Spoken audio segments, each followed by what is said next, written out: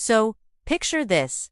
You've been seeing someone. It's not just a one-time thing. You're past the third date milestone, and you're pretty sure you know their favorite pizza topping. Yet, if a friend asks, "So, what's up with you two?" your brain just short-circuits. You mumble something like, "Oh, we're just, hanging out." This, my friend, is the breeding ground for us. It's that awkward, undefined space where you're doing all the couple Y things without any of the couple Y labels. It's a real head. Let's be real. This whole concept would give our grandparents a full-blown aneurysm. Back in their day, you were either courting or you were strangers. There was no but here we are, navigating this dating purgatory that's more than a booty call but somehow less than an actual relationship. A situationship is basically a relationship's ghost. It haunts your time, eats your leftovers, and uses your Netflix account, but you can't quite prove it exists. It's the ultimate, it's complicated status, minus the Facebook official part.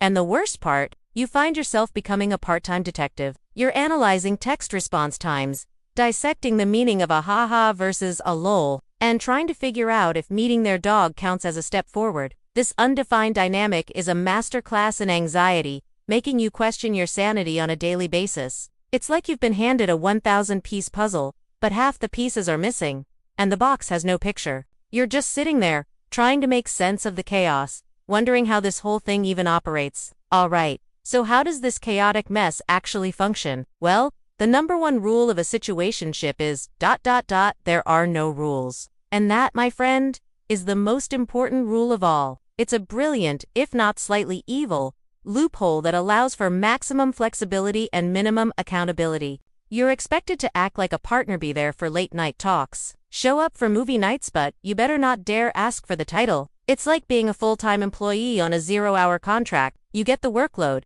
but none of the job security or benefits. The communication in a situationship is a masterclass in saying absolutely nothing of substance. But the moment the conversation veers towards us, or the future, it's like a system-wide crash. You can talk for hours about a new TV show or a funny meme. The topic gets dodged with the skill of a professional athlete. This deliberate vagueness is the lifeblood of the undefined arrangement. You're not supposed to ask what they did last weekend, and they won't ask you. It's a fragile peace treaty built on a mountain of unasked questions. And don't even get me started on the social media etiquette. You might hang out every single day, but there will be zero photographic evidence on Instagram. That's a sacred, invisible line you just don't cross. Posting a picture together would be like setting off a flare, signaling a level of commitment that this thing is designed to avoid. The whole charade exists in a private bubble, safe from the prying eyes and pesky questions of the outside world. But honestly, why would anyone willingly sign up for this emotional minefield?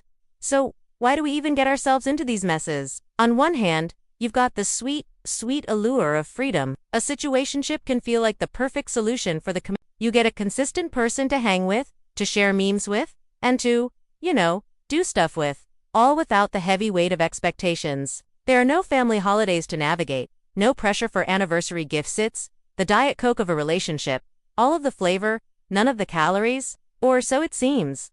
But then there's the flip side of that coin, and it's not so pretty. Let's call it what it often is.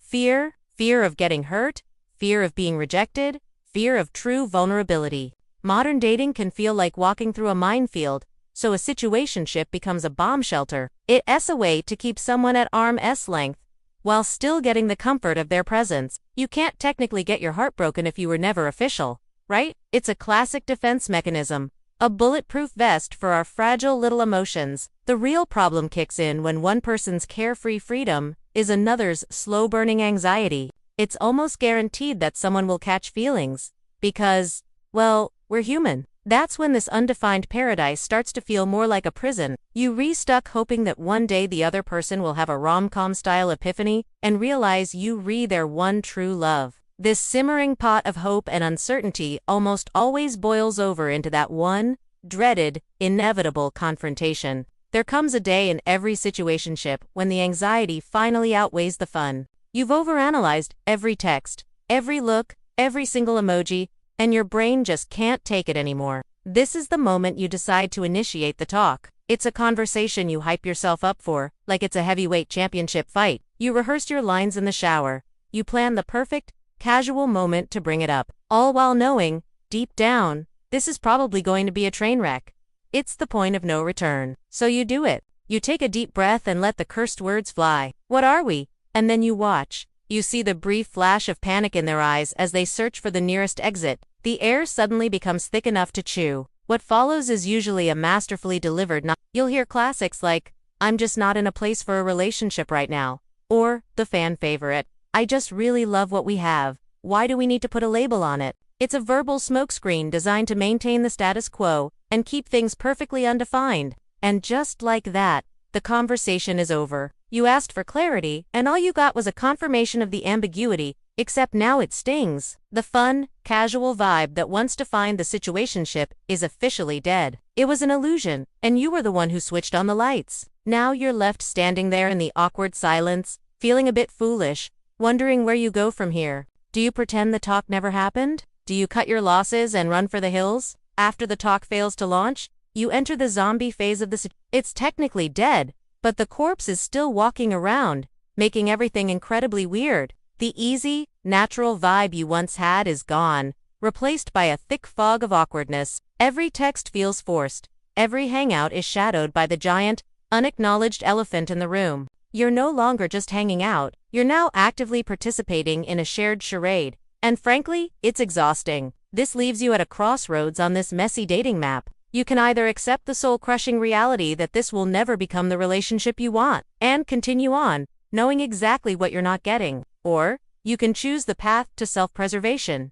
This is the great escape. It means deciding that your peace of mind is more valuable than this constant state of undefined limbo. It's the decision to finally get the clarity they wouldn't give you, by walking away yourself. Choosing to end a situationship is a power move. It's you looking in the mirror and saying, "Hey, I deserve more than crumbs of affection and a constant state of anxiety." It's trading the emotional roller coaster for solid ground. Sure, being single again means facing the jungle of modern dating, but at least you're not stuck in purgatory anymore. You've reclaimed your energy, learned a brutal lesson about commitment, and now you're free to find something real.